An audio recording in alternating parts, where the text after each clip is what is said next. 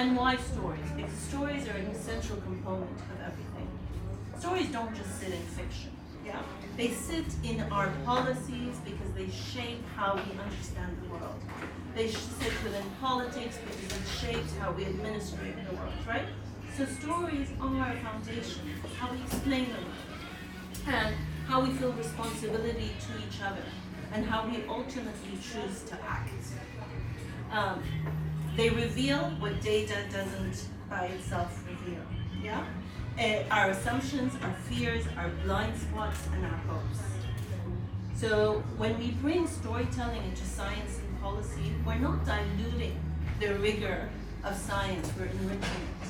We're building tools for empathy, for foresight, and for designing futures that are not only technically sound, but also human, imbued with justice, and rooted in our lived realities and experiences. So why are you here today? Yeah? This workshop sits at the heart of this growing activity that's been happening as an undercurrent, for a long time, where ideas that are emerged in fiction, and particularly in science fiction, are used to imagine futures, right? And we are so delighted that we're now an active part of this through this program, Applied African SF. What does it do? It asks a simple, but it's a radical question. What happens when we deliberately bring together storytelling and science to imagine futures that serve African realities? Yeah. So I'll repeat the question. It's a radical but simple question. So what happens when we deliberately, so we're deliberately bringing together storytelling and science to imagine futures that serve our African realities? So from climate modeling to public health, from AI to urban design, from African speculative fiction is increasingly being recognized. It's not just literature anymore. It's a method. It's a tool.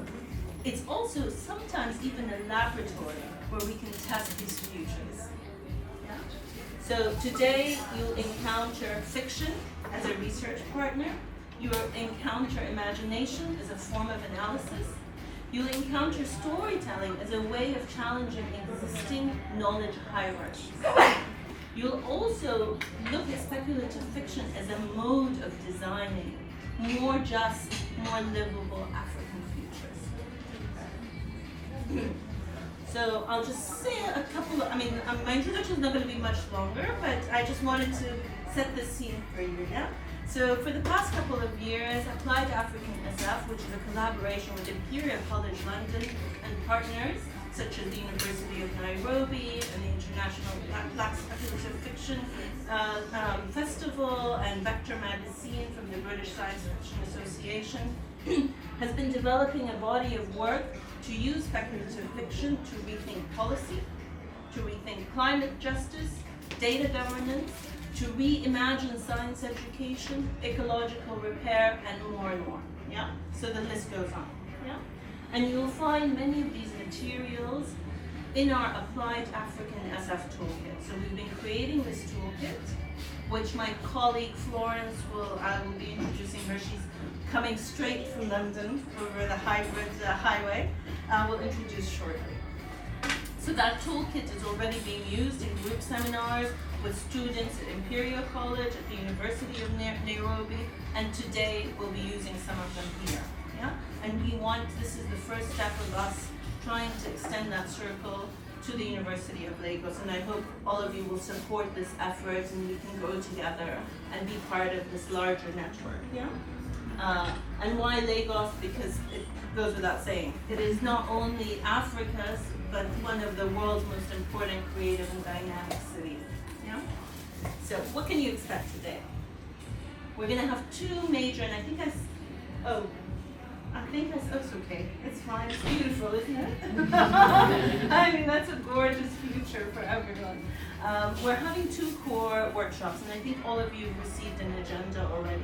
The first one is going to be scientific world building and creative writing. And we're going to go into groups and we're going to experience how STEM and storytelling can enrich each other, and how to build futures grounded in lived experience and cultural knowledge. And the second session in the afternoon after lunch is called De-risking Research Through Fiction. And here, how do we use fiction to expose our blind spots? Yeah. And science and policy and data modeling, they all have blind spots. We know that now. In the emergence of adoptions of AI, what are the risks? They're mostly biased. They're mostly incoherent or incomplete data, right? So again, how do we use fiction to expose these blind spots? How do stories test ethical boundaries? Yeah. How can we strengthen resilience and imagination in classrooms, in labs, and in communities? And I hope all of you just loosen up, be yourselves, get comfortable, because we want to work collaboratively.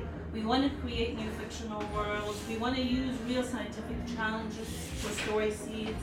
We want to engage with the case studies we've put together, and we're going to hopefully give you a moment also to share all your reflections together as a group.